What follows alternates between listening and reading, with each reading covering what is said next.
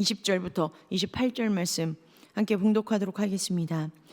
또 예수께서 제사장이 되신 것은 맹세 없이 된 것이 아니니 그들은 맹세 없이 제사장이 되었으되 오직 예수는 자기에게 말씀하신 이로 말미암아 맹세로 되신 것이라. 주께서 맹세하시고 뉘우치지 아니하시리니 내가 영원히 제사장이라 하셨도다. 이와 같이 예수는 더 좋은 언약의 보증이 되셨느니라. 제사장 된 그들의 수요가 많은 것은 죽음으로 말미암아 항상 잊지 못함이로되 예수는 영원히 계심으로 그 제사장 직분도 갈리지 아니하느니라. 그러므로 자기를 힘입어 하나님께 나아가는 자들을 온전히 구원하실 수 있으니 이는 그가 항상 살아계셔서 그들을 위하여 간구하심이라. 이러한 대제사장은 우리에게 합당하나니 거룩하고 악이 없고 더러움이 없고 죄인에게서 떠나 계시고 하늘보다 높이 되시니라.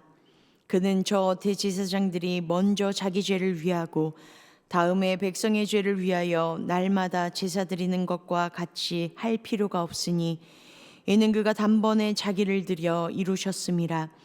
율법은 약점을 가진 사람들을 제사장으로 세웠거니와 율법 후에 하신 맹세의 말씀은 영원히 온전하게 되신 아들을 세우셨느니라.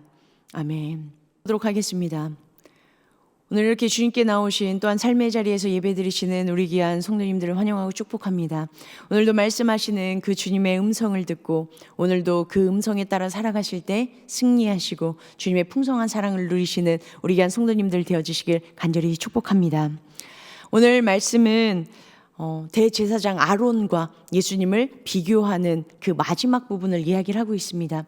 히브리서는요, 지금 힘들게 자신의 생활 가운데서 어떻게 이것을 유지하며 나아갈까 고민하고 있는 유대인 중에 그리스도인들이 되어진 그 사람들에게 예수님이 우리의 중보자가 되어주시고 예수님이 유일한 우리의 구원자가 되어주신다라는 것들을 이야기하기 위해서 첫 번째는 천사와 비교를 하고요, 두 번째는 모세와 비교를 하고요, 세 번째는 대제사장 아론과 비교를 합니다.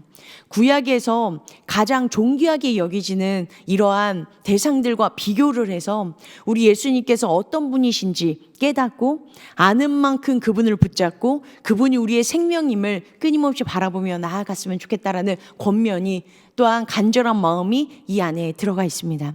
그래서 20절부터 22절은요, 앞에 1절부터 19절까지 우리 예수님께서는 족보로 인하여서 이루어진 그런 분이 아니시고 멜기세덱의 반차로 인하여서 하나님께서 거룩하게 만든 그 제사장으로 인한 계보를 통해서 이루어졌다라는 것들을 이어지는 그리고 마무리하는 내용들이 있습니다. 오늘 본문 말씀은요, 20절부터 28절까지의 이 말씀은 두 부분으로 나눌 수 있는데요, 20절부터 22절까지는 앞에 말씀드렸던 것처럼 1절부터 19절까지의 내용을 맹세라는 것을 통하여서 완전하게 이야기를 하는 것을 나타내주고 있고요, 23절부터 28절까지는요 예수님께서 어떠한 것들을 가지고 계셨기 때문에 그리고 어떻게 대제사장의 직분을 가지게 됐는지에 대해서 마무리하는 내용들이 이 안에 들어가 있습니다.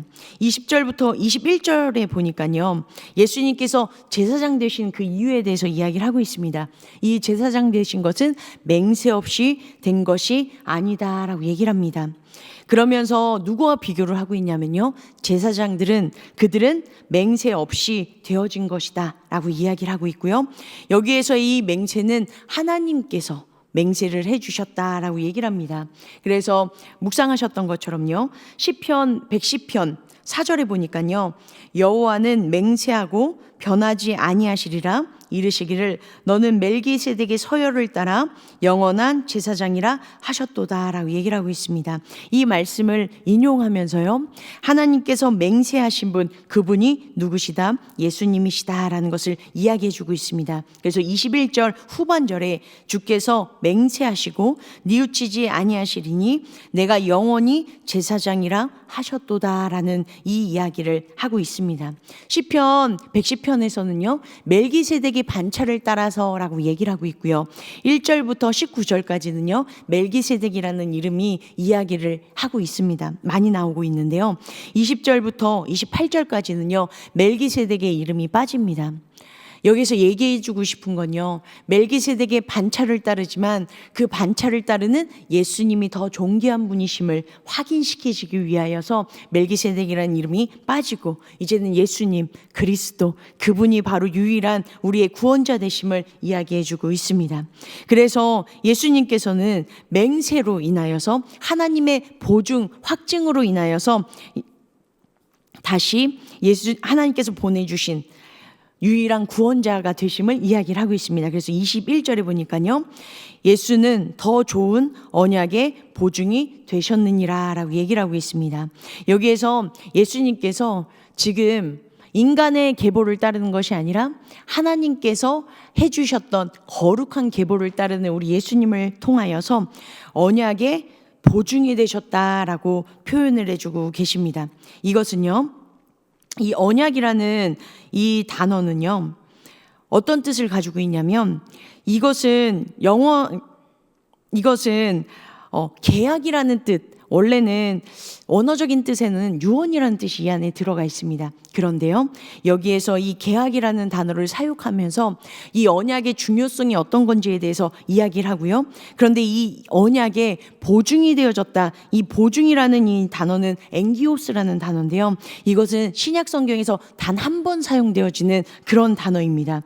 이것은 어떤 뜻이냐면요. 원래는 감옥에 갇혀 있는 사람들을 석방시키는데 쓰는 보석금, 보증금을 이야기를 하고 있습니다.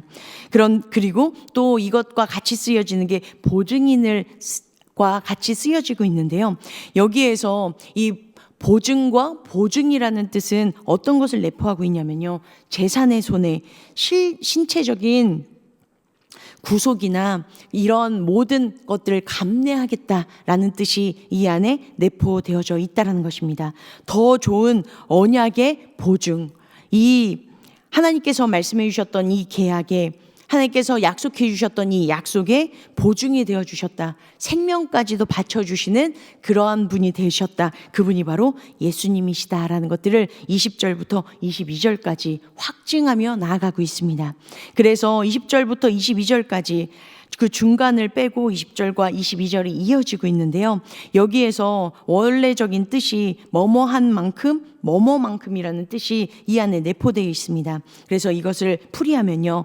맹세 없이 세워진 것이 아닌 만큼 예수님은 그만큼 더 좋은 언약의 보증이 되셨다라는 것을 표현해 주고 있습니다.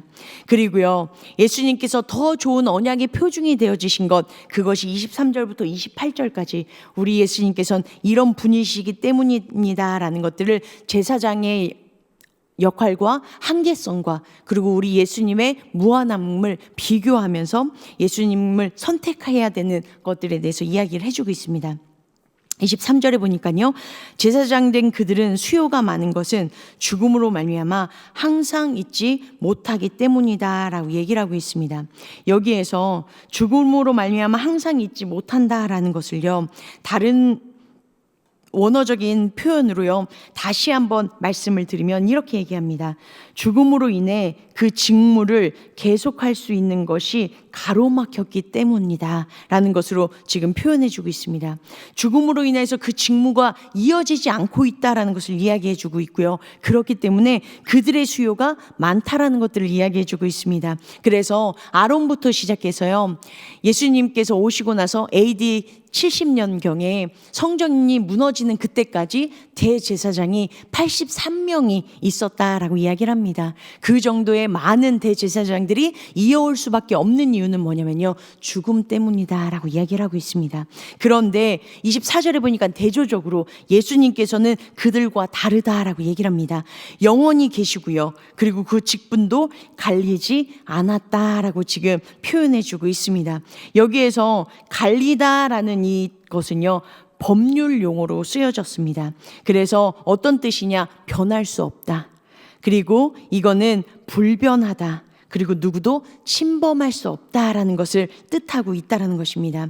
예수님은 영원히 계실 뿐만 아니라 이 직분, 어떤 거죠? 대제사장의 직분, 죄사함의 이 직분이요, 절대로 그 누구도 빼앗을 수 없는 불변의 그 직분을 가지고 계신 분, 그분이 예수님이시다라고 이야기를 하고 있습니다.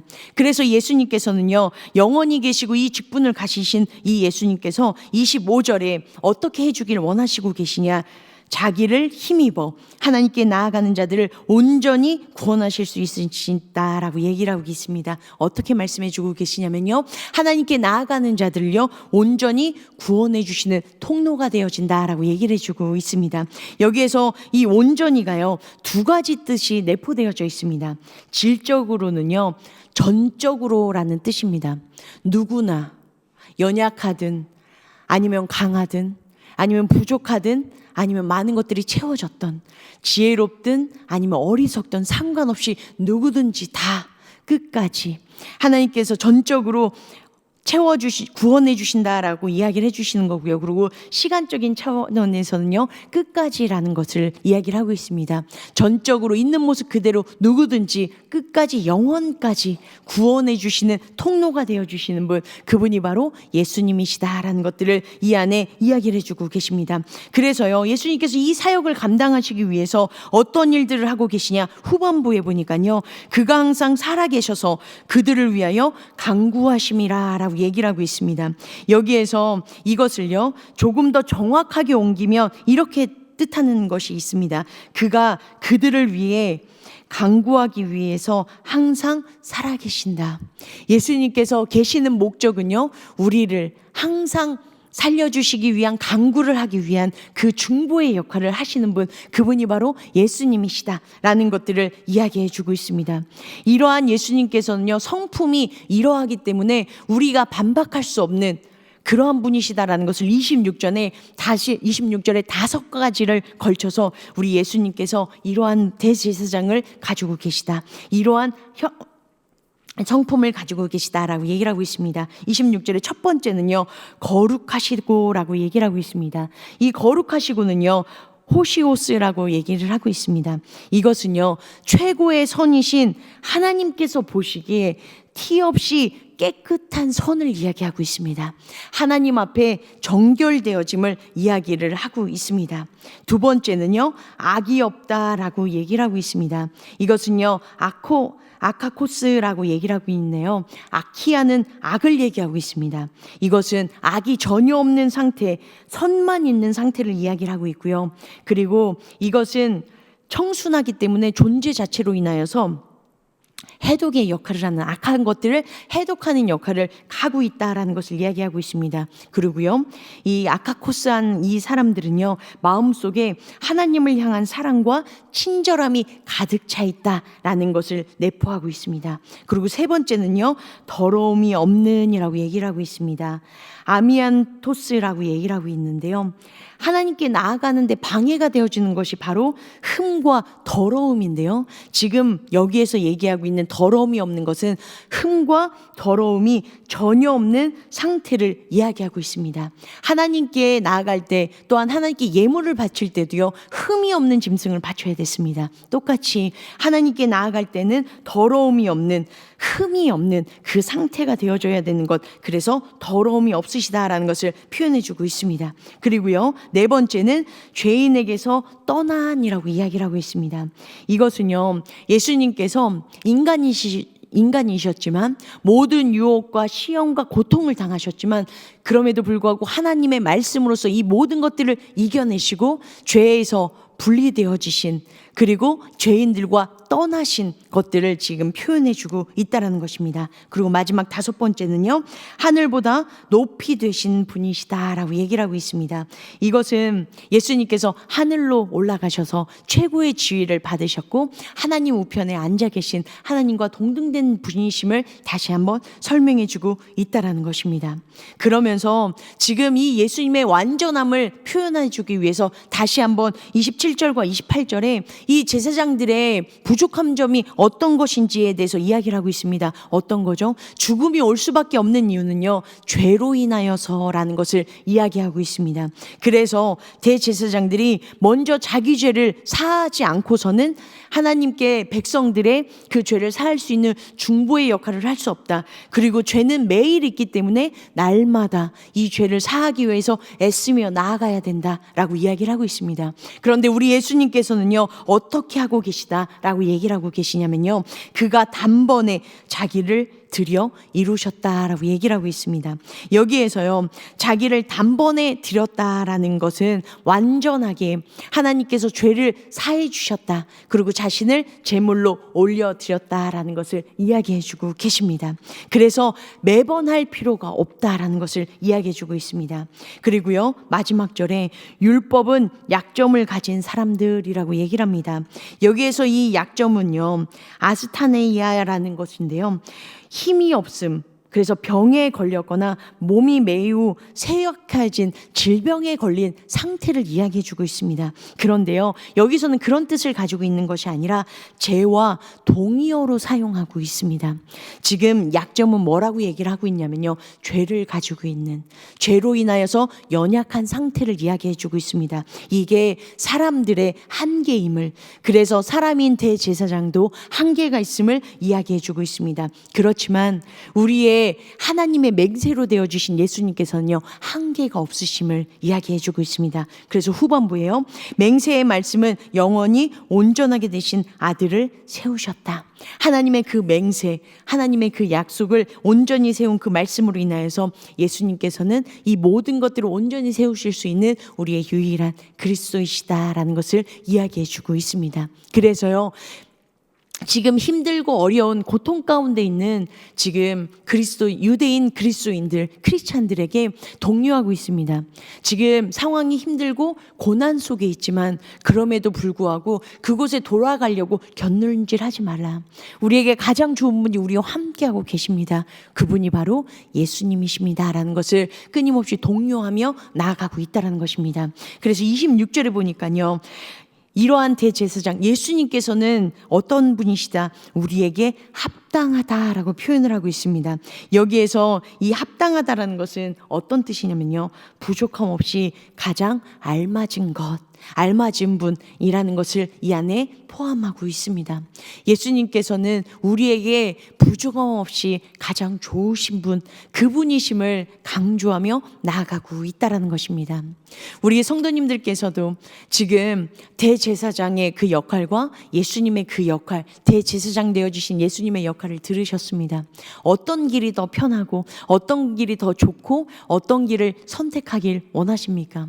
지금 히브리서의 이 수신자들은요, 지금 이것으로 인해서 끊임없이 갈등을 하고 있습니다. 왜냐면요, 눈에 보이기에 지금 그리스도를 믿는 것, 예수님을 따르는 것이 너무나도 고되기 때문이었습니다. 지금 코로나 시대를 살아가고 있는 우리들에게요, 지금 조금 나아진 것처럼 보였습니다. 그런데요, 지금 또 어떻게 되고 있죠? 7월이 되니까 다시 재확산이 되어진다.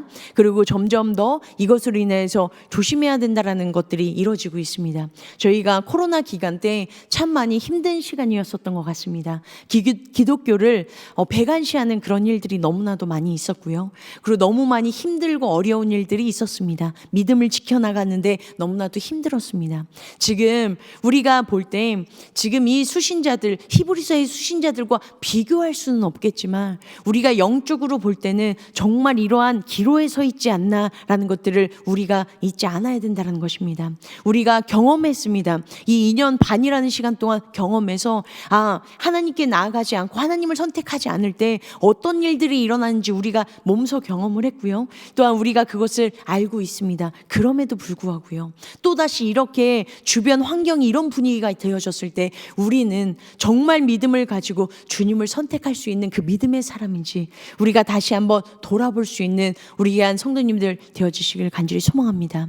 정말 주님 한 분만으로 만족합니다. 주님으로 인하여서 부족함이 없습니다. 주님은 우리에게 내 삶에 꼭 알맞은 분이십니다. 이것이 우리에게 주님께서 뭔가 눈에 보여지는 것들을 채워주실 때만 이런 고백이 이루어지는 것이 아니라요, 우리가 고난이 있고 핍박이 있다 할지라도 할지라도, 또한 그들이 우리를 증오하고 박해한다 할지라도, 그럼에도 불구하고 우리가 주님만을 믿고 따르겠습니다라는 단호한 결의와 굳건한 의지가 우리 가운데 필요하다라는 것, 지금 우리 시대에도 그것이 필요한 신앙인들이 그것을 붙잡고 나아가야 되는 정말 절체절명의 순간에 살아가고 있는 우리들의 모습임을 잊지 않는 우리 귀한 성도님들 되어주시길 간절히 소망합니다. 오늘도 우리의 구원자 되신 그 예수님을 붙잡고요, 세상이 그 어떤 시선과 그 어떤 이야기도 듣는 것이 아니라 오직 하나님의 말씀을 들어서 하나님께서 기뻐하신 뜻이라면 그 길을 걸어가셔서 승리하시는 우리 귀한 성도님들 되어주시길 간절히 소망합니다. 그래서 우리 성도님들로 인하여서 하나님께서 원하신 뜻들을 이루시는 하나님들의 사람으로 세움받으시는 오늘 귀한 한날의 삶 되어주시고, 또 우리 성도님들로 인하여서 지치고 상한 사람들이 그 굳건한 믿음으로 인하여서 흔들리지 않는 그 믿음으로 세움받는 놀라운 일들이 일어나길 간절히 소망합니다. 오늘도 그것을 소망하시며 기대하시며 나아가실 때 우리 하나님께서, 성령님께서 우리 성도님들의 삶에 임하여 주시고 이겨낼 수 있도록 함께 하시는 놀라운 은혜를 부어주실 줄 믿습니다. 오늘도 기대하고 나아가시는 우리 귀한 성도님들의 삶, 저의 삶 되어주시길 간절히 축복합니다. 이 시간 함께 기도하며 나아가도록 하겠습니다.